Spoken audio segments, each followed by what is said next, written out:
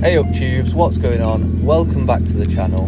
I'm still getting used to this YouTube content creation stuff, so thank you for bearing with me.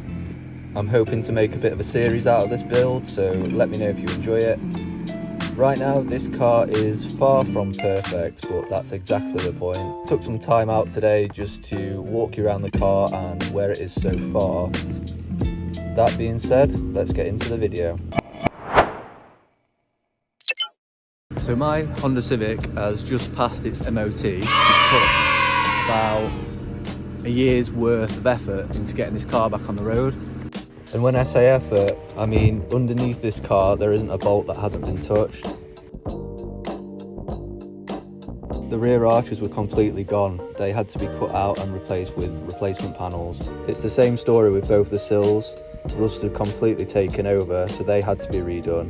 But me and my mates, we're not mechanics, we're not body workers, but we really wanted to do all the work ourselves, so we're just learning as we go. This car has just been about having a good time repairing it and bringing old mates back together again. Right? Yeah, good. So this is a 1996 Honda Civic hatchback, and the goal is to K24 Frankenstein swap it.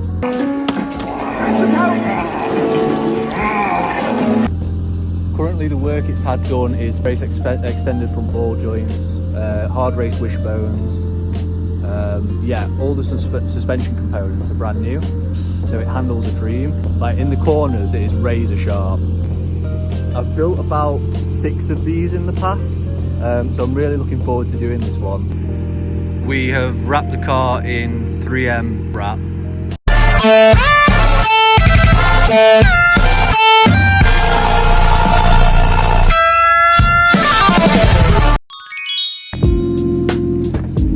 Sorry, let me just turn the engine off because it is a bit loud.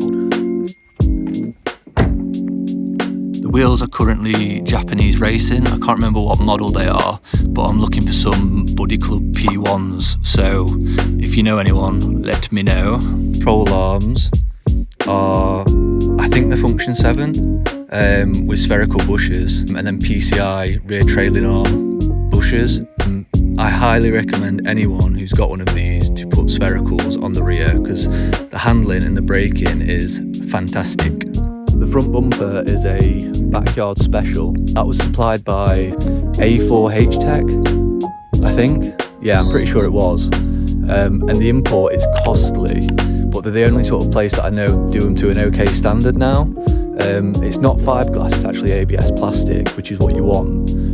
So when you're on track or on the street, it doesn't smash into pieces, because that's a bad time. You're gonna have a bad time. It's been about 8 years since I've built one of these cars, and you can really tell that, I'm guessing all the mouldings from the people that used to make them have either got lost or been passed on and obviously reformed and things like that, because it just doesn't fit as well as what they used to. I mean, I know it's not original backyard special, but the panel gaps just aren't the best. This is just a wing that I don't see people running anymore. About 10 years ago, 12 years ago, they were really popular, and yeah, everyone seems to be running Bomex now, so I've gone for this one instead just because it's a bit different. It looks similar to the Seeker V1s. I don't know if you'll remember the Seeker V1s, but I can't find any of them for sale either, not even reps. I did the wrap myself, so it's not perfect. But tomorrow I'm making my way to a paint shop in Sheffield, and fingers crossed they can scan the wrap and mix the paint up for me, because it really needs that, because my wrapping skills just aren't there. And then I've gone with a cut EK9 rear bumper. Not on purpose actually, I couldn't get the wrap to form on the underside of the bumper. I just didn't prime it good enough. So yeah, I ended up chopping it off, but I think it looks really good, especially from the side profile. And after not being in the car scene for so long, it makes me so happy to see businesses that have survived. This is the USDM side marker kit, and also JDM rear tail light kit from them as well. So yeah, shout out to Bolts for that. Unless you got an EK9, it's only this top section that lights up. And with the conversion kit, both top and bottom light up, you just have to remove your fog light bulb and just put it to one side, because then you can still go through MOTs. Hate me for the reg plate. I do have a K-swap. It will go in. I got a free reg transfer fee on .gov and I just slapped it on. So soon. Both rear arches on this car have been cut out and replaced with replacement panels, and I don't think they were the best because they warped so much, but one of my mates did a great job at skimming it back sort of near as damn it. We painted underneath the wrap first, 2K clear coat, then wrapped on top of it, because otherwise you'll struggle with adhesion and the wrap will just lift up. Like I say, I'm not going to be sticking with the wrap. I do want it paint because it's just one thing less to worry about. Pristine Beaker Mountain. The car was bought for £2,000, not 800. My friend had to correct me the other day. Which seems super expensive, but it was the cheapest in the country at the time. The price on these rocketed. You S chassis boys will know about that because they are just crazy, man.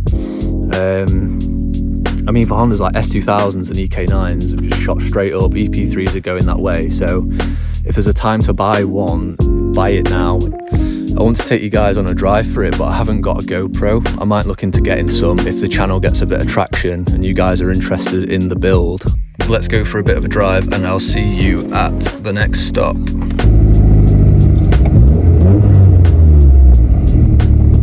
Gangster. You can probably hear when you strip out these cars just in general, just like tin cans. They handle fantastic, but it's not pleasant on the ears. You do the PCI trailing arm bushers, the spherical bearings, it does sound like just road noise, just road. It's solid. So they're definitely more suited for track to use, or if you've got really good roads where you are, you benefit 100%. But I'd still recommend it. The braking is just so sharp and the handling.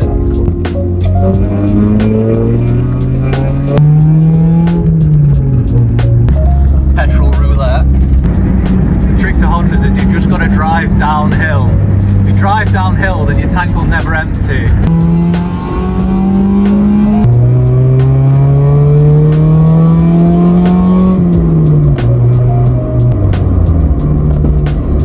Try and keep it in fourth for you guys.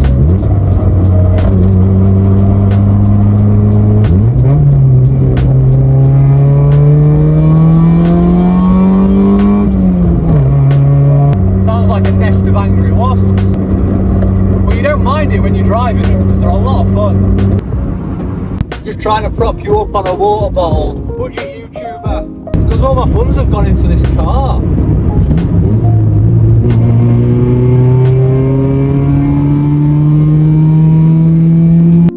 So I think one of the spherical sleeves has popped through. I've never run sphericals before, so I don't know if this is common, but I'm having some trouble with this driver's side one. In there should be a little gold sleeve going through that bearing, and it keeps sliding through.